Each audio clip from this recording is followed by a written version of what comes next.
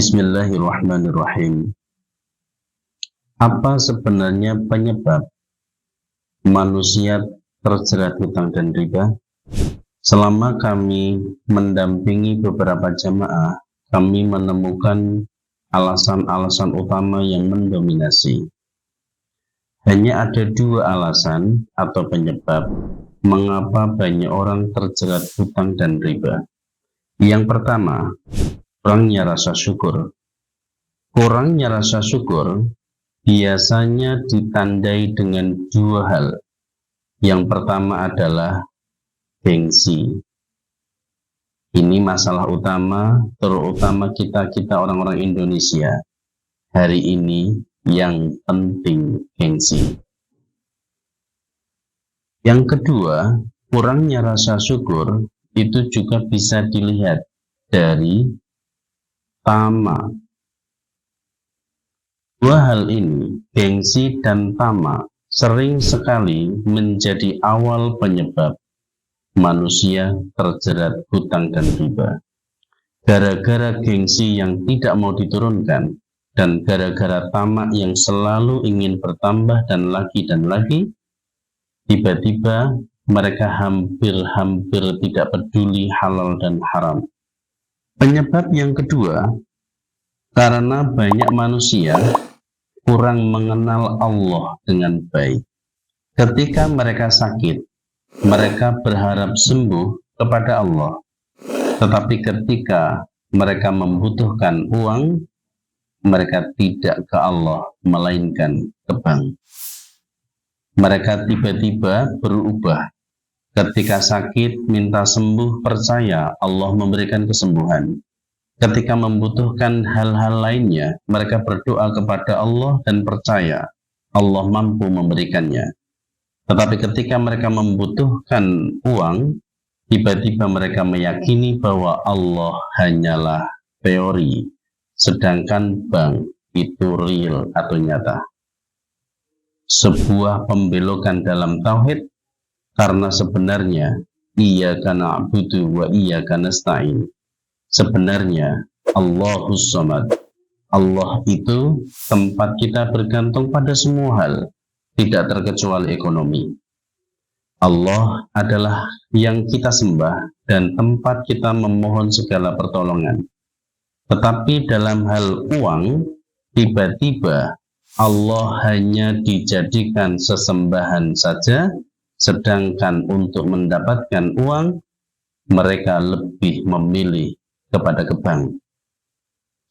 Menjadi sebuah pertanyaan kecil untuk Bapak dan Ibu.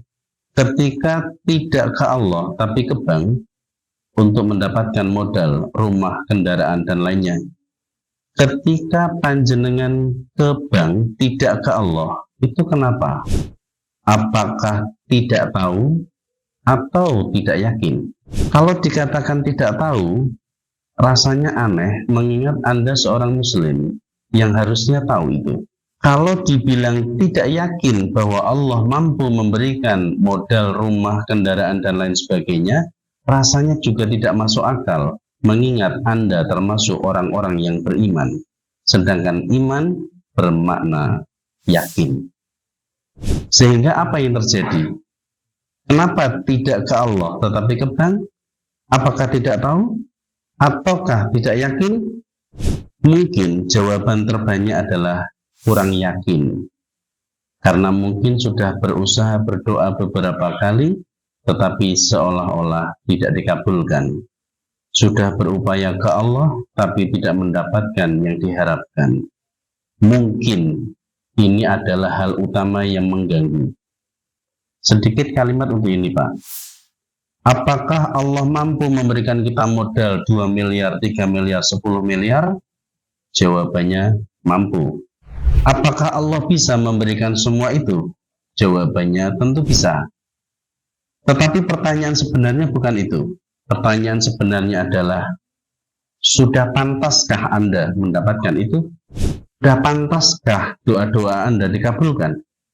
Sadarkah diri Anda siapa Anda di hadapan Allah? Mungkin itu harus diulang-ulang dalam benak kita sehingga mulai kita mengeluarkan atau merendahkan ego kita masing-masing sehingga kita mampu untuk berdoa dengan benar di hadapan Allah. Maka Bapak dan Ibu, dua hal inilah, kurangnya rasa syukur juga tidak mengenal Allah dengan baik, maka riba tiba-tiba merajalela. Hutang seolah-olah menjadi kebutuhan utama dan seolah-olah tanpa hutang tidak bisa hidup.